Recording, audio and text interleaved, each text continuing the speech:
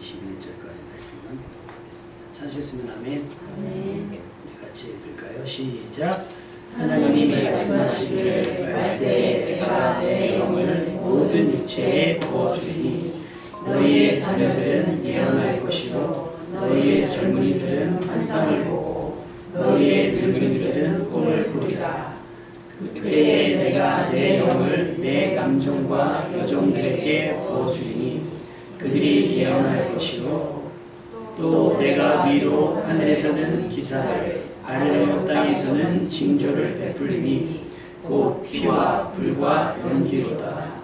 주의 크고 영화로운 날이 이르기 전에 해가 변하여 어두워지고 달이 변하여 피가 되리라.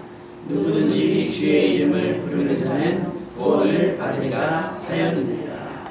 아멘. 오랜만에 아이가 왔죠. 문훈이 맞죠? 문훈? 입이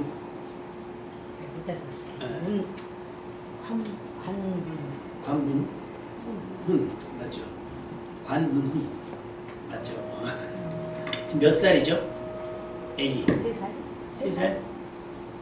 5살? 5살? 5살이 몇 살이에요? 3살? 3살. 3살.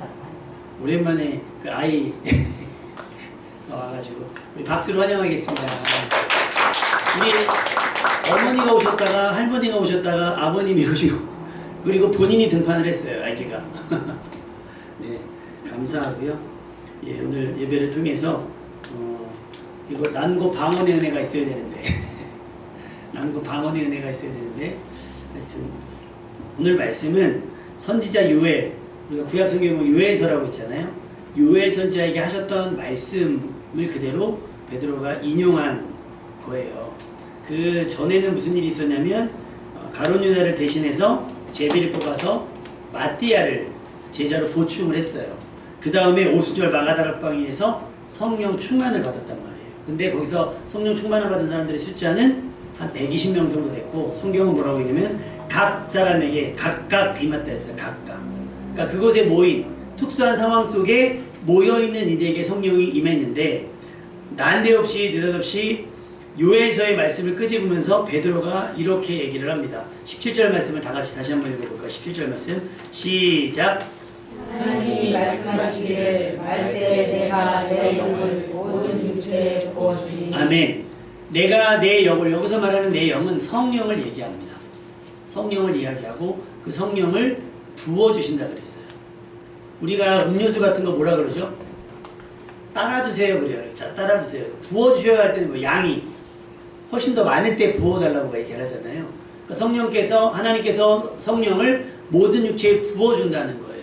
막 부어주신다는 거예요. 팍팍팍 부어주신다는데 제한이 없어요.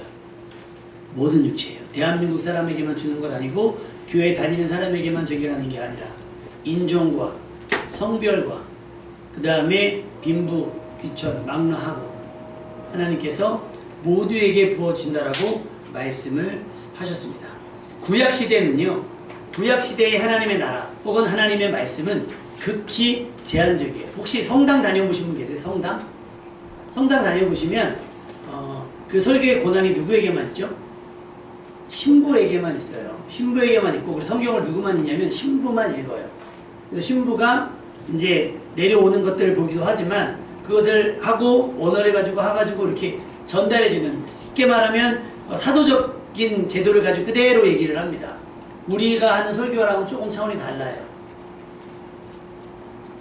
그래서 히브리어로만 기록되어져 있고 서기관들이나 대제사장들에게만 오픈이 되어져 있으며 성경을 쓰기 위해서, 사본을 기록하기 위해서 옮겨져 볼 때 야훼라고 하는, 하나님이라고 하는 단어, 여호와라고 하는 단어를 감히 우리가 인간의 힘으로 의지로 쓸 수 없으니 하나님이라는 단어, 여호와라는 이름을 그대로 호칭할 수가 없는 거예요.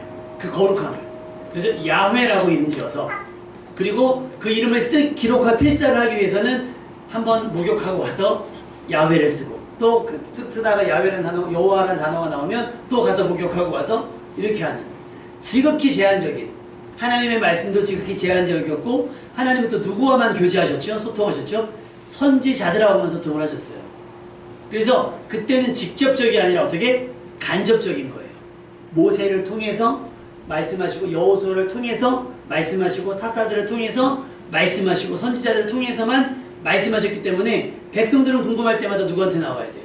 선지자들에게만 나와야 돼요. 회개는 어떻게 합니까? 다이렉트라고 하는 말이 없어요. 직접이라는 말이 없고 어떻게 제사장들에게 데리고 가면 짐승에게 안수해서 제사장이 받아서 대신 제사를 드려주는 정도였어요. 그러니까 감히 우리가 하나님을 가까이 할 수도 없고 예배라고 하는 행위에 참여할 수도 없으며 하나님의 말씀을 궁금하다고 해서 펴서 읽을 수도 없는 지극히 제한적인 상황에 놓여 있었던 우리였습니다. 그 대표적인 게 뭐냐면 성막이에요. 성막. 성막이라고 하는 커다란 텐트를 만들어 놓고 예배를 드려야 되는데 제사를 지내야 되는데 그 성막도 딱 나눠져 있어요. 이렇게 앞으로 한 3분 1 여기 이 부분처럼 나눠져 있는 것처럼 여기가 커튼으로 쫙 쳐져 있습니다. 휘장으로 쫙 쳐져 있어요. 그리고 여기 여러분이 계신 곳을 뭐라고 했냐면 성소라고 얘기를 하고 그 커튼이 쳐진 그 뒷면은 지성소라고 얘기를 했어요. 여기는 1년에 대제사장만 한 번. 그것도 얼마나 거룩한 곳이냐면 대제사장이 예배를 위해서 어떤 업무 직무를 위해서 와 우리 대단하죠. 한자로 통역 가능하시면 빨리 귀에다 대고 통역해 주시면 돼요. 대제사장이 직무 때문에 그 지성소에 들어갈 일이 생기거든요. 직무 때문에 들어갈 일이 생겼는데 죄가 발각이 돼요. 죄가 드러나면 직사를 하게 됩니다. 그럼 누군가 그 시신을 수습해야 되잖아요. 근데 제사장도 죽었는데 일반인은 어떻게 했어요? 그래서 어떻게 되냐면 여기다 허리에다 끈을 매달고 방울을 달아요. 밖에서 이렇게 있습니다. 그러면 대사장이 딸랑딸랑 소리가 나면 어떻게 된 거예요? 아직은 살아있는 거예요. 나오면 다행인데 딸랑딸랑 하다가 딸랑 소리가 멈췄다. 그럼 어떻게 돼요? 아, 죄가 있어 죽었구나. 밖에서 줄르다가 끄집어내는. 그렇게 철저하게 봉쇄되어져 있고 철저하게 막혀있는 게 그런 거예요. 근데 이게 언제 열렸느냐? 출애굽기 26장 33절에 보면 그 휘장을 갈고리 아래에 늘어뜨린 후에 증거계를 그 휘장 안에 들여놓으라. 그 휘장이 너희를 위하여 성소와 지성소를 구분하리라 해서 완전히 차단해놨어요. 그런데 예수님의 십자가 사건, 예수님께서 십자가에 달려 돌아가셔서 죽으실 때 성서의 휘장이 왼손 아래로 쫙 갈려졌어요. 히브리서 기자는 그걸 뭐라고 얘기했냐면 우리 한번 찾아서 읽어봤으면 좋겠어요. 우리 히브리서 10장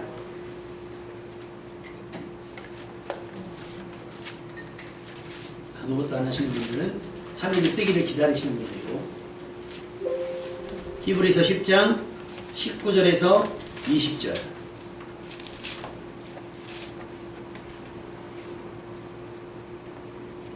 히브리서 10장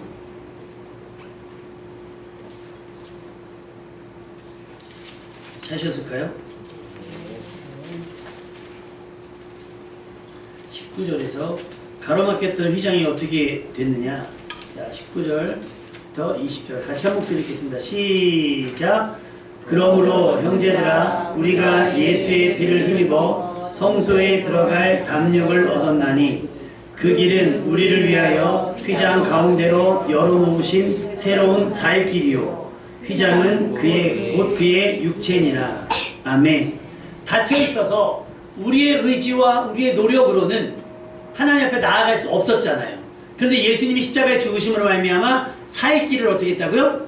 열어놓으셨다는 거예요. 활짝. 할렐루야. 이것이 우리에게 은혜되는 줄로 믿습니다. 예수님은 십자가로 휘장을 열어놓으셨어요. 이것은 아주 파격적인 사건이었습니다. 그리고 예수님의 부활 이후 더 파격적인 사건이 오수절 마가다락방에서 일어났는데 그것이 뭐냐? 바로 성령의 임함입니다. 자, 예수님이 오시기 전을 무슨 시대라 그랬죠?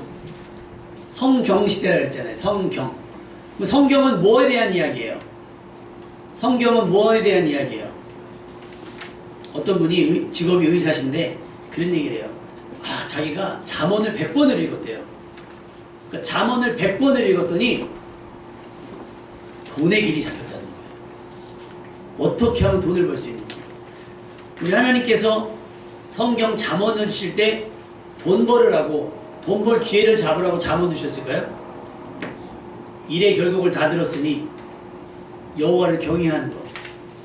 그거거든요. 그러니까 성경, 구약 성경을 다 읽어보면 결국은 뭐냐면 너희들은 안 됐다. 너희들은 틀렸다. 그래서 내가 너희를 위해서 메시아를 보내줄 거야. 그래서 유대인들이 지금도 가지고 있는 메시아 대망, 우리를 위해서 구원자가 오실 거라고 하는 기대가 지금도 있는데 왜 자꾸 미사일을 쏘는지 모르겠어요. 저 사람들은. 이게 종교가 정치랑 연합이 되면 안 되는데 하여튼 그래서 가끔은 이런 마음이 좀 그렇지만 히틀러가 왜 유대인들을 학살했을까? 그러면서 우리 누구 욕을 했죠? 히틀러를 욕을 했는데 지금 이스라엘이 하는 짓을 보면 다르지가 않아요. 그러니까 이게 지나친 그 선민의식이에요. 우리는 하나님의 백성. 하나님이 우리를 택하셨다. 우리만 택하셨다는 거예요. 맞아요. 구약시대에는 이스라엘만 택하셨어요. 그런데 그것이 깨진 게 뭐예요? 예수님의 십자가 사건 이후에 예수님께서 제자들에게 뭐라고 하는 거예요? 그러므로 너희는 가서 모든 민족으로 제자를 삼으라고 그랬어요. 모든 민족. 그리고 그 모든 민족에게 제자를 삼으라고 한 다음에 성령께서 임하심으로 말미암아 어떻게 해요? 오직 성령이 너희에게 임하시면 너희가 권능을 받고 예루살렘과 온 유대와 사마리아 땅끝까지 이르러 내 뭐가 돼요? 증인이 되게 합니다. 할렐루야. 그 증인되는 삶을 살 수 있도록 누가 하는 거예요? 성령께서 하시는 거예요. 성령께서. 다시 말하면 성경이 우리에게 제시한 구원의 방법들을 우리가 따라갈 수 없으니 예수님을 성경의 약속대로 예수님을 보내주셔서 성자 예수님이 우리 가운데 오셔서 구원 얻을 수 있는 기회를 주신 거예요. 그래서 구원을 얻게 된 사람들이 이제는 뭐였냐면 예수님은 우리를 위해서 처소를 예배하러 가셨으니 그 예수님을 대신해서 어떻게 해요? 이제 복음을 증거하는 일을 하도록 하신 겁니다. 할렐루야. 그것이 뭐예요? 너희들만이 아니라 모든 민족. 그래서 모든 육체에게 그 성령을 부어주신 겁니다. 아멘? 그러니까 우리가 가끔 보면 뭐 북한을 왜 도와줘야 되냐 그런 얘기를 해요. 우리가 일본하고 왜 친해져야 되느냐 막 얘기를 합니다. 근데요 우리가 성경적으로 보면 북한도 우리의 무슨 대상? 선교의 대상인 거고요. 일본도 얄밉고 화가 나지만 일본도 무슨 대상? 전도의 대상이에요. 내 윗집도 내 아랫집도 내 직장 동료도 다 전도의 대상인 거예요. 우리 하나님은 처음엔 가이셨어요. 그래서 이스라엘 백성들만 위하셨어요. 그런데 지금은 그렇지 않아요. 모든 민족, 이 땅에 살아가는 모든 사람들에게 구원의 기회를 십자가로 열어두셨습니다. 그리고 그 난 다음에 구원을 받은 너희가 무엇을 해야 되는가? 증인이 되어야 되는데 그냥 보고 들은 것으로는 안 된다는 거예요. 그래서 요엘서에 이 기록된 대로 오늘 말씀을 그대로 인용을 한 건데요. 내가 내 영을 만민에게 모든 민족에게 부어주리니 너희 자녀들이 장래일을 말할 것이요 너희 늙은이는 꿈을 꾸며 너희 젊은이들은 이상을 볼 것이며 라고 얘기를 하는 거예요. 자녀들은 예언하고 젊은이들은 환상을 보고 너희 늙은이들은 꿈을 꾼다 그랬어요. 이것이 뭐냐면 일어날 일들에 대한 전망, 일어날 일들에 대한 예고, 일어날 일들에 대한 예언이 되는 거예요. 그러니까 내가 본 건 뭐예요? 현재거나 과거잖아요. 그것을 이야기하는 것이 아니라 되어질 일들에 대해서 말하는 거예요. 우리 자녀들이 되어질 일들을 알게 될 것이고 젊은이들은 되어질 일들을 보게 될 것이며 늙은이들은 힘이 없잖아요. 근데 어떻게 해요? 잠을 자는 동안이거나 깨어있는 동안에 잠깐 눈에 보이는 선명한 무언가가 있다는 거예요. 되어질 일들에 대해서 하나님께서 보여주신다라고 말씀하시는 거예요. 뭘 받았을 때? 내 영을 받았을 때. 다시 말하면 성령을 받았을 때라는 거예요. 그러니까 문자적인 성경 말씀이 우리에게 보여지는 입체적으로 오신 게 뭐예요? 입체적으로 오신 것이 예수 그리스도예요. 실제적으로 오신 분이 예수 그리스도. 그리고 그것이 과거의 일인데 우리가 지금 믿잖아요. 믿어지지 않는 그런 이야기들을 믿어지게 하는 것이 무슨 역사냐면 성령의 역사입니다. 할렐루야. 성경이 예고했던 예수 그리스도의 이야기가 믿어지게 하는 것이 바로 성령의 역사입니다. 아멘. 그러니까 성령 충만이라고 하는 건 무슨 뜻이겠어요? 더 믿어지는 거예요. 더 믿어지는 거예요. 우리가 뭘 하면 나 믿지 놓지마 아이들이 자전거 배울 때 그러는데 자전거 배울 때 막 그러면 아빠 놓지마 엄마 놓지마 언니 놓지마 그래요. 막 가요. 막 쫓아가 주잖아요. 넘어질까봐. 그러다 어느 순간 되면 다 놓잖아요. 그럼 앞에서 달리면서 뭐라 그래요? 아, 놓으면 안 돼? 믿고 가는 거예요. 놓지 않겠다라고 믿은 거 확신 가지고. 산 동안 회사에서 오리엔테이션 같은 거 하잖아요. 신입 직원들 와서 하면 뭐냐면 이렇게 강단에다가 사람을 책상 위에다 올려놓고 뒤로 떨어지게 해요. 밑에 동료들이 이렇게 받게끔. 그거는 이제 동료들에 대한 신뢰가 없으면 못 떨어지거든요. 그래서 그대로 떨어질 수 있느냐, 그 사람들이 믿느냐 안 믿느냐 얘기인 거예요. 그 믿음이라는 게 뭐예요? 여러분, 아는 만큼 믿어지지 않겠어요? 근데 반대로요, 믿는 만큼 알아지기도 해요. 믿는 만큼. 하나님께서는요, 우리의 믿음의 시야를 얼만큼 넓혀주시면 믿는 만큼 열어주시는 겁니다. 아멘. 우리가 필리핀에 대해서 사실은 몰랐다가 이제 우연처럼 알게 돼서 조금씩 선교를 하게 됐잖아요. 우리가 나동이를 알아요, 몰라요? 본 적이 있어요, 없어요? 걔가 공부를 열심히 하는지 게을리게 하는지 PC방을 다니는지 우리 모르잖아요. 근데 어떤 기대로 하는 거예요? 열심히 공부할 거라고는 기대를 가지고 한단 말이에요. 그러고 나서 선교사님이 오셔서 이야기를 했잖아요. 근데 반응이 나뉘어져요. 우리 권사님 표청으로 해서 몇 분이 오셨잖아요. 몇 분들은 그 이야기가 그렇게 와닿지 않으시는 거예요. 필리핀의 이야기. 근데 우리는 어때요? 막 뭔가 막 그렇지 있잖아요. 왜? 우리가 하는 게 있으니까. 헌신하는 만큼, 수고하는 만큼, 관심 있는 만큼 보여지게 되는 거예요. 성령은요, 우리가 말씀을 듣고 읽고 믿은 만큼 경험하게 하세요. 할렐루야. 그래서 믿는 사람들에게 표적이 따른다라고 성경은 약속하고 있는데, 그 믿는 사람들이 그러면 어떻게 되겠어요? 믿는 사람들. 우리 선교사님도 오셔서 얘기하셨지만, 제가 한 20여 년 전에 필리핀 세부를 먼저 갔다 왔었거든요. 그때 현지인 마을 가요. 밑에 돼지 키우는. 근데 희한한 건요, 그 산골짜기 저기에서도 저는 원주민 마을이라서 진짜 야자수 같은 걸로 입는 그것만 입고 있는 줄 알았더니 멋쟁이들이에요. 저는 바나나를 구워 먹는 걸 그때 처음 봤어요. 바나나를 구워서 팔아요. 집집마다 TV가 있고 1층에는 돼지가 있고. 근데 우리가 들어간다는 소문을 듣고서 가자마자 제가 거기 이제 대표로, 전도사니까 다 집사님이시고 다른 데는 목사님이가지고 막 이렇게 나눠서 갔거든요. 그랬는데 선교사 팀이 온다고 하니까 아이 엄마가, 아까 우리 문은이보다 더 작은 아이 안 엄마가 아기가 열난다고 막 온 거예요. 기도해달라고. 근데 저는 그때 믿음이 없었어요. 믿음이. 전도사. 왜? 제가 누구를 안수해본 적이 없거든요. 뭐 이제 전도사 다른 지 1년밖에 안 됐는데 제가 뭘 해봤겠어요. 뭐 이런 훈련을 받아본 적도 없고. 우린 여행이라고 해서 갔는데 갑자기 막 내가 기도했는데 얘가 안 나면 어떡하지? 안수하면서 무슨 생각을 했냐면, 분명히 우리가 해열제를 챙겨왔는데 해열제가 어느 캐리어에 들었더라. 막 안수하면서도. 근데 우리한테만 있는 게 아니라 조로 나눠져서 갔거든요.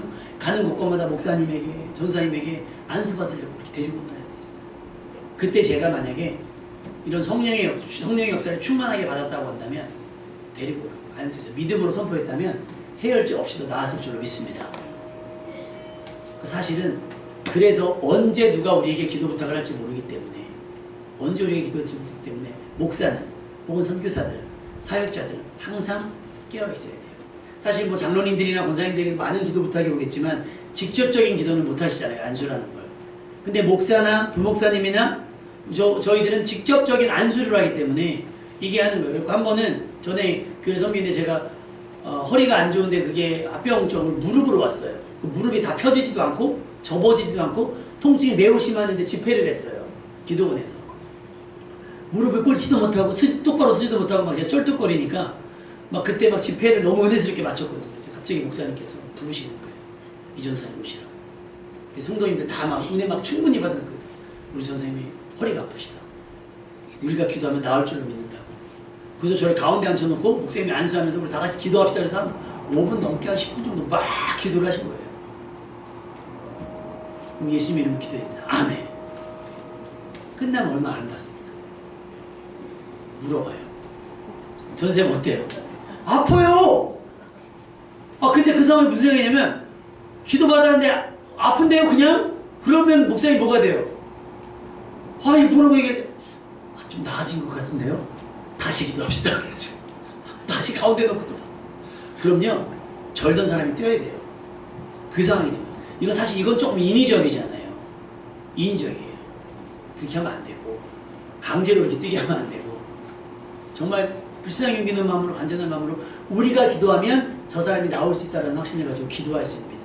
근데 그 믿음이 우리의 노력으로 생기느냐? 따라합시다. 성령이 아니고서는 성령이 아니고서는 안 생겨요. 안 생겨요. 우리가 노력한다고 믿어지는 것이 아니에요. 우리 옆 사람 얘기합시다. 믿어져야 믿어집니다. 시작. 믿어져야 믿어집니다. 믿어야죠. 믿어야 더 믿어지는 거예요. 우리 아이들이 지금 용돈 안 받죠.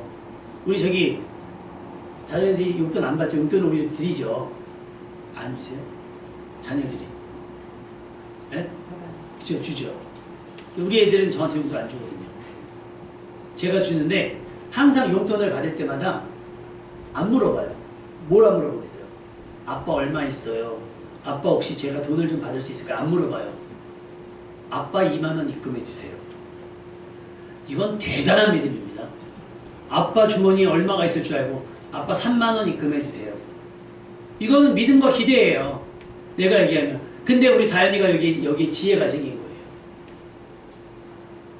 3만 원 지금 저기 주문했어요. 입금해 주세요. 뭐 이런 거 하잖아요. 그래서 입금을 해줬더니 저한테 보내고 엄마한테 보내고 권사님한테 보내고 동시에 와 1타 3피 와 지혜로운 거죠. 믿음이 있는 거예요. 내가 이렇게 어떤 필요가 있을 때 어떤 문제가 있을 때 요청하면 해결해 주시겠지. 뭐 하면 해주겠지. 뭐 하면 해주겠지라고 하는. 물론 부모로서 최선을 다하니까. 그러니까 우리 하나님께서 뭐라고 약속하세요? 너희가 악할지라도 자녀들에게 좋은 걸 줄 줄 알거든. 하물며 하늘에 계신 하나님께서 너희에게 구하는 것을 주시지 않겠느냐 할 때 구하는 것이 성령입니다. 아멘. 만민에게 부어주신다라고 말씀하시잖아요. 예언하게 하시고 환상을 보게 하시고 꿈을 꾸게 하신다라고 약속하셨잖아요. 그럼 뭐 어떻게 돼? 구하시면 됩니다. 아멘. 그래서 오순절 마가다라 공항에서 전심으로 기도에 힘을 썼더니 성령이 임한 겁니다. 성령이 임하니까 어떻게 돼요? 오합지졸이었던 예수님의 제자들, 예수님 십자가 질 때 다 달아났던 그 제자들이 성령 충만한 이후에 뭐가 됩니까? 순교자가 됩니다.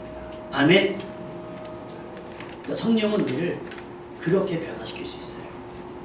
그래서 여러분이 성경만 경험하시면 안 되고 성자 예수님만 경험하시면 안 되고 성령까지 3종 세트로 말씀을 통해서 또 말씀의 육신에서 오신 예수님을 만나고 그 예수님이 오신 이후에 우리에게 하신 성령을 경험해야 온전한 믿음입니다.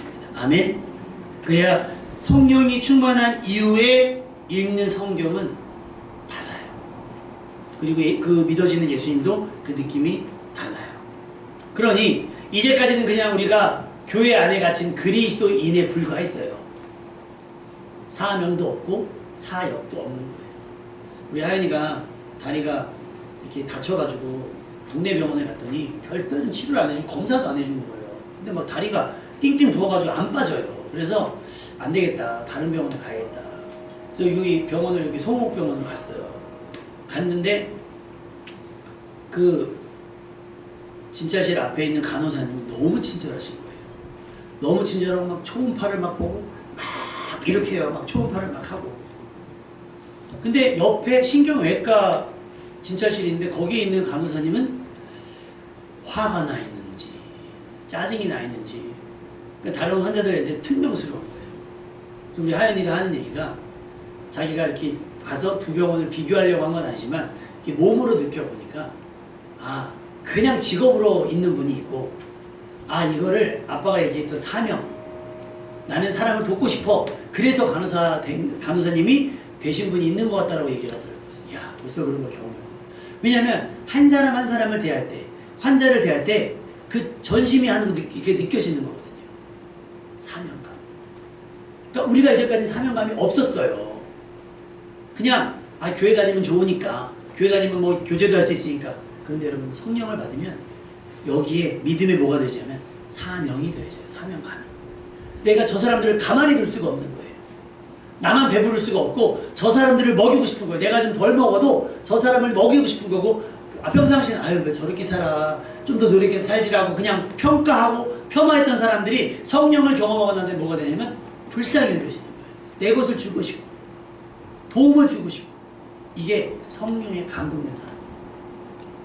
그러면 여러분 성령에 감동된 사람들은 이 땅에서 이익을 보며 살까요? 손해를 보며 살까요?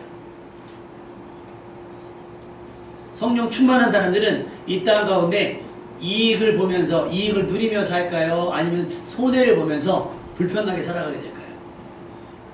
우리 이상원 선교사님 어떠신 것 같아요? 우리 이상원 선교사님 오셨다 가셨잖아요. 어떻게 저 필리핀 가가지고 아주 잘 먹고 잘 사시는 것 같아요? 왜 저렇게 사는 것 같아요? 말씀하시잖아요. 울산에 있는 큰 교회 후임으로 내정되어 있다가 너무 좋았는데 마음이 자꾸 저쪽으로 가서 그래서 지금 벌써 5년 되셨대요. 전 그렇게 오래됐는지 몰랐는데 보라카이가요 세계 6대 해변 중에 하나입니다. 화이트 비치가 산호가 쫙 부셔져가지고 그냥 발바닥을 탁 밟으면 무슨 막 쫙 그 바다를 한 번도 못 들어가셨대요. 사역하시느라 너무 미련할 정도죠. 그게 성령의 감동인 거예요. 저렇게까지 살아지나? 굳이 저렇게까지 해야 되나? 라고 저렇게 살아가지는 사람들은 우리는 아직까지 성경만 경험했고 성자 예수님만 경험하니까 십자가의 은혜도 알아요. 나의 죄 때문에 돌아가신 것도 알아요. 근데 우리 믿음이 여기서 딱 그치니까 은혜의 감동은 있어요. 예배의 감동과 감격은 있는데 아직 이 교회 밖의 사람들의 세상 사람들에 대한 마음은 없는 건 아직 성령을 경험하지 못했기 때문이에요. 성령을 여러분 성령을 경험하는 여러분 되시기를 주님의 이름으로 축원합니다. 이사야서 44장 3절에 나는 목마른 자에게 물을 주며 마른 땅에 시내가 흐르게 하며 나의 영을 내 자손에게 나의 복을 내 후손에게 부어주리니 라고 말씀하셨습니다. 예전에는 우리가 보면 하나님께서 한 명을 지목하시잖아요. 모세를 지목해서 여호사를 지목해서 다윗을 지목해서 성령을 하나님의 영을 부어주셨단 말이에요. 사사들에게 여호와의 영이 임했어요. 구약 성경에 보면 막 때로 임한 것이 아니라 누구에게 임했고 그 여호와의 영이 임한 사람 중심으로 인해서 주변 사람들이 덕을 보게 된 거예요. 그런데 이제는 이게 어떻게 돼요? 오픈이 돼요. 이제 우리 교회도 인스타를 팠어요. 사모님이 팠는데 제가 인스타를 어떻게 할지 몰라가지고 올라가는 게 별로 없어요. 근데 거기에 뭔가를 올리려고 하면 거기 써있어요. 나랑 이렇게 연동된 사람만 보게끔 일부 공개를 할 것이냐 아니면 아무나 다 볼 수 있게 모두 공개를 할 것이냐가 돼 있거든요. 모두 공개. 그쵸? 막내 맞아? 모두 공개 있죠? 인스타 안에? 우리 집 할 텐데 그렇게 글을 올릴 때 내가 올린 글을 아무나 지나가다 검색하다가 보면 보여지게 할 것이냐 아니면 블라인드 처리해서 나랑 아는 사람만 보게 할 것이냐를 결정한단 말이에요. 성령은 그전에도 성령도 마찬가지로 그전에는 일부 소수에게만 특별한 사람들에게만 임했었어요. 그런데 이날 이후로 모두 공개가 된 거예요. 모두에게 만민에게 다 부어주는 거예요. 근데 뭐 지나가는 불특정 다수에게 부어주는 것이 아니라 사모하고 간구하는 이만. 할렐루야. 그러니까 너희가 얻지 못하면 뭐예요? 구하지 아니하는 거예요. 주신다고 했는데 달라고 안 하니까 우리 하연이는 필요할 때마다 아빠한테 연락해. 약속했으니까 필요하니까 얘기하니까 내가 어떻게 해요? 줘요. 근데 하연이가 민망하니까 어제도 달라 그랬는데 오늘 달랬으니까 가만히 있으면 텔레파시 보내는 거죠. 아빠가 나한테 2만 원을 보내주라. 아빠 나한테 2만 원 보내라. 2만 원 보내라. 제가 알아요 몰라요? 몰라요. 근데 때로는 내가 좀 재정이 여유가 있으면 아빠 10,000원만 보내주세요. 아빠 병원 왔는데 10,000원만 보내주세요. 그러면 제가 얼마 보내겠어요? 2만 원, 3만 원 보내세요. 더 해주시는 겁니다. 아멘? 그러니까 우리가 성령을 볼 때 하나님 내가 내 직분을 감당하기 원하고 내가 할머니로서의 사명, 아내로서의 사명, 남편으로서의 사명, 자녀로서의 도리를 다하기를 원합니다. 라고 기도할 때 그 기도가 하나님 보시기에 예쁘면 어떻게 되어 있어요? 플러스 알파가 더 해주시는 겁니다. 아멘? 그리고 그것이 그냥 눈에 보이지 않는 것이 아니라 가시적으로 예언과 환상과 꿈과 같은 일도 나타나는 거예요. 그래서 믿는 자들에게 따르는 표적처럼 새 방언을 말하며 귀신을 쫓아내며 병든 자에게 손을 준다며 무슨 독을 마실지라도 해를 받지 않는 특별한 이게 과학적으로 의학적으로 가능한 일인가? 라고 하는 일들이 생겨난다는 거예요. 믿으면 무엇을 통해서? 성령을 통해서 하나님께서 그 일을 한다는 겁니다.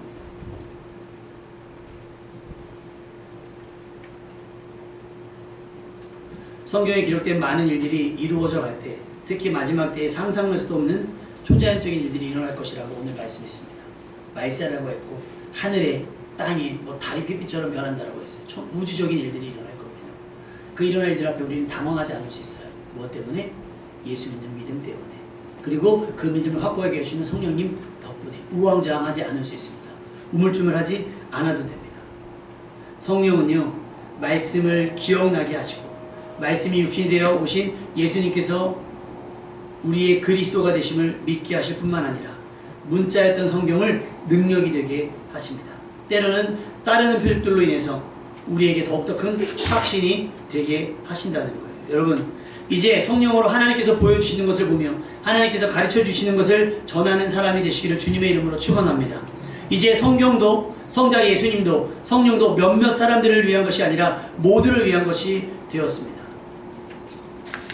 예수님께서 십자가로 몇몇 사람들에게만 허락되고 모두에게는 가로막혀 있던 휘장을 찢으신 것처럼, 활짝 그 닫혔던 문을 열어놓으신 것처럼 이제 성령께서 모든 육체에게 부어져 누구라도 예수 그리스도를 믿고 주로 시인할 수 있게 하셨다는 겁니다. 지금까지 더딘 것처럼 느껴진 종말이 곧 임할 겁니다. 마지막 날이 어떠할지 성경은 우리로 짐작할 수 있도록 꽤 구체적으로 예고하고 있습니다. 시대의 변화에 무디지 않기를 바랍니다. 그러니 먼저는 성경을 읽어야 하고, 성경을 읽으면서 성경이 우리에게 주시고자 하는 예수 그리스도, 말씀이 육신이 되신 예수님을 인격적으로 만나야 되고요. 마지막으로 성령을 경험함으로 말미암아 여러분의 믿음이 온전해질 수 있었으면 좋겠습니다. 여러분을 통해 모든 민족들 가운데 한 사람이라도 더 구원을 얻게 되기를 소망합니다. 그러려면 여러분이 지치지 않아야 되고 상하지 않아야 됩니다. 그러면 방법은 하나밖에 없어요. 성령 충만. 그 성령이 여러분 가운데 임할 때 여러분도 예언하고, 여러분이 환상을 보고, 여러분도 꿈을 꾸며, 여러분이 사역을 하려고 할 때 믿기지 않는 놀라운 표적들로 인해서 여러분의 사역이 더욱더 힘이 나고 하나님께 영광이 되고 경험하는 사람들에게는 구원이 될 줄로 믿습니다. 우리 찬양하겠습니다. 마지막 날에